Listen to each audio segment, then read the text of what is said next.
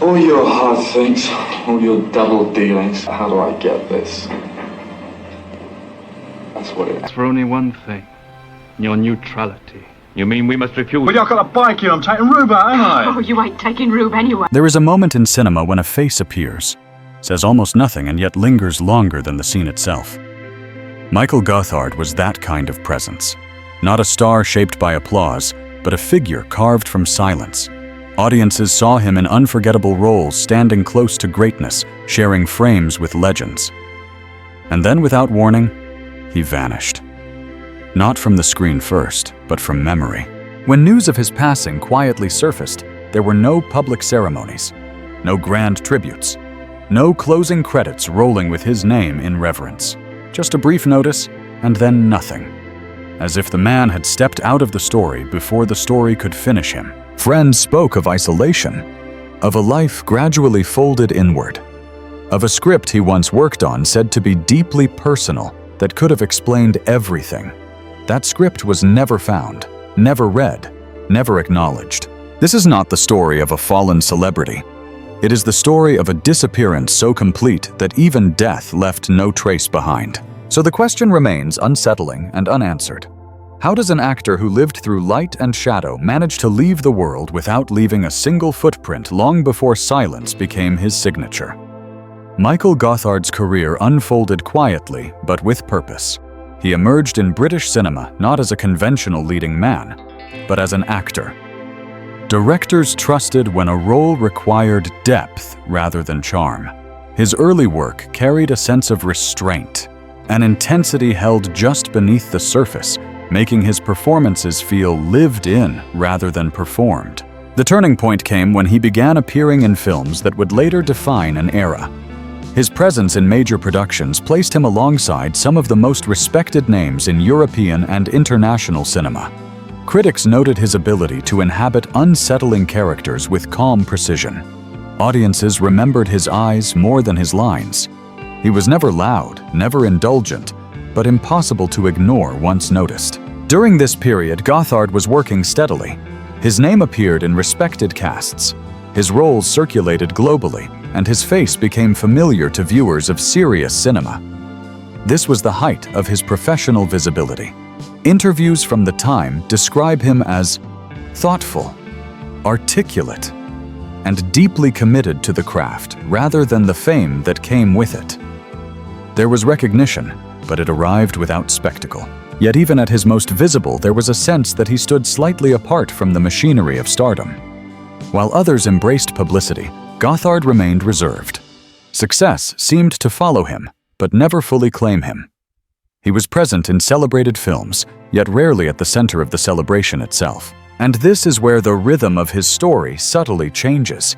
Because behind the respectable career and critical acknowledgement, something was already shifting. The question that lingers is not how he rose, but what began to pull him away at the very moment everything appeared to be in place. Long before recognition found him, Michael Gothard's inner world was already taking shape in quieter, more complicated ways. Those who knew him early described a man drawn to observation rather than attention. He listened more than he spoke. He studied people, gestures, silences. Acting for him was never about being seen. It was about understanding what lived beneath the surface of others, and perhaps himself. His childhood offered little in the way of emotional certainty. There was no dramatic hardship that could be easily summarized, but there was a persistent sense of distance. He learned early how to exist on the edges of rooms, absorbing rather than participating. This distance would later become an asset on screen, allowing him to portray characters who felt detached, fractured, or quietly conflicted. But at the time, it was simply a way of surviving the world. Choosing acting was not an obvious escape, but a controlled one. The stage and the camera gave him structure. Scripts offered order where life felt ambiguous. Characters gave him permission to express what he rarely revealed as himself.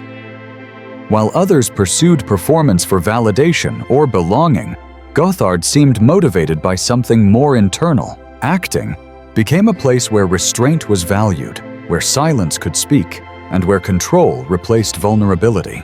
Yet even in these early years, there were signs of tension. The very qualities that made him compelling also kept him apart. Emotional reserve hardened into habit. Independence slowly became isolation. What began as self-protection started to resemble withdrawal. This foundation shaped everything that followed. His career did not grow from hunger for fame, but from a need to give form to feelings he could not otherwise name. And while this gave him depth as an actor, it also planted the first seeds of a life lived increasingly inward. As Michael Gothard's reputation grew, the external shape of success began to settle around him. Regular work respected collaborators, and a quiet recognition followed. From the outside, his life appeared balanced. He was doing what he had chosen, and he was doing it well. Yet fame did not transform him in the way it often reshapes others. Instead of expanding his world, it seemed to narrow it. The attention that came with visibility never felt like reassurance. Interviews became obligations rather than opportunities. Public presence required a version of himself he did not recognize as authentic. While colleagues learned to navigate the industry's rhythm, Gothard remained cautious, guarded. The more the spotlight followed him, the more he withdrew behind it. Success arrived, but comfort never did. But this period also altered his private life. Relationships struggled to survive his emotional distance and growing need for solitude. Those close to him sensed an internal tension, a quiet exhaustion that words rarely explained. Fame offered validation of talent, but it did not resolve the deeper unease he carried. Instead, it amplified it. The expectations of consistency, availability, and public identity pressed against a personality built on restraint. Acting continued to be his refuge, yet even that refuge demanded exposure.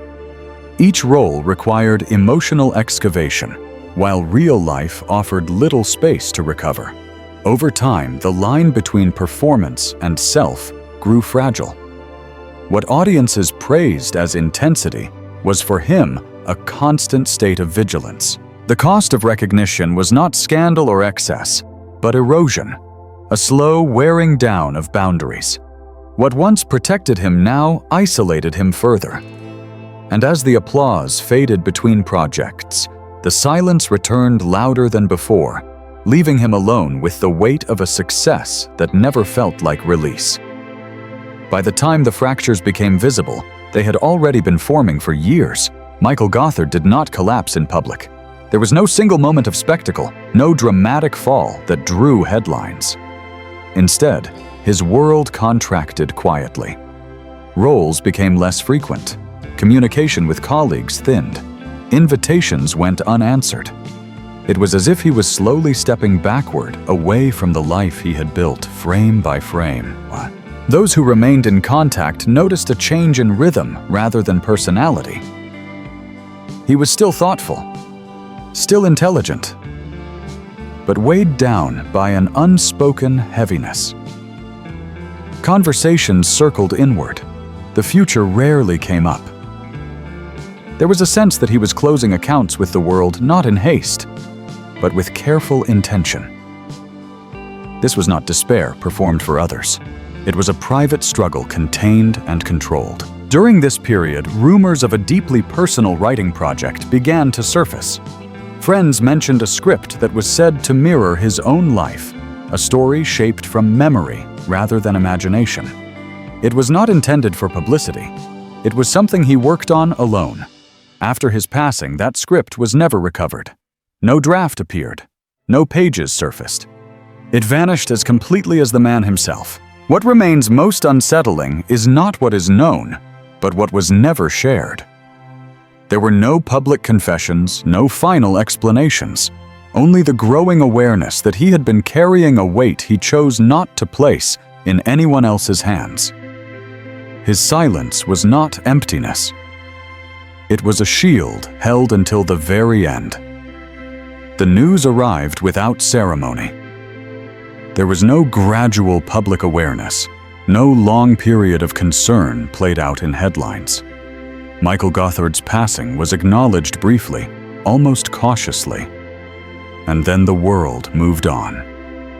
There was no public farewell, no widely attended memorial, no collective pause from the industry that had once relied on his presence. For someone who had spent decades giving shape to complex lives on screen, the absence of recognition felt profoundly dissonant. Official statements offered little beyond confirmation. The language was restrained, the details minimal. What stood out most was not how he left, but how quietly he was allowed to disappear. Colleagues spoke privately. Admirers searched for retrospectives that never came. The silence surrounding his departure felt deliberate, as if even the end of his life was meant to remain contained, unexamined. And yet, absence itself became his final statement. Without tributes or explanations, his work was left to speak alone. The characters he portrayed now carry additional weight, colored by the knowledge of a man who lived much as they did, inward, unresolved, and largely unseen. His legacy does not reside in awards or public memory, but in the lingering unease his performances leave behind. Perhaps this was the only ending that made sense. A man who resisted definition, who avoided spectacle, who protected his inner life at all costs, leaving behind no clear narrative to consume. What remains is not closure, but a question. Whether a life must be explained to be meaningful, or whether some stories are complete precisely because they refuse to be fully told. Michael Gothard's journey does not end with resolution. It ends with space. A space where applause once echoed, now replaced by quiet reflection. His life traced a path familiar to cinema, rising through talent and discipline, yet it diverged, where fame usually demands explanation. Instead of a neatly packaged ending, he left behind an absence that invites contemplation rather than consumption. His story forces an uncomfortable truth into the open. Success does not guarantee belonging. Recognition does not ensure peace, and the light that reveals a performer can just as easily deepen the shadows around the person beneath. Gothard moved through both worlds with restraint, leaving fragments of himself in performances that still unsettle long after the screen fades to black. Perhaps this is the legacy he never announced. Not a cautionary tale, not a myth, but a reminder that some lives resist being summarized. That dignity can exist in silence. That meaning does not always arrive with closure. In remembering him, we are not asked to solve his story, only to witness it. If you have watched his work, what do you see now that you did not notice before? And if a life can vanish without leaving a trace, what does it ask of those who remain to remember?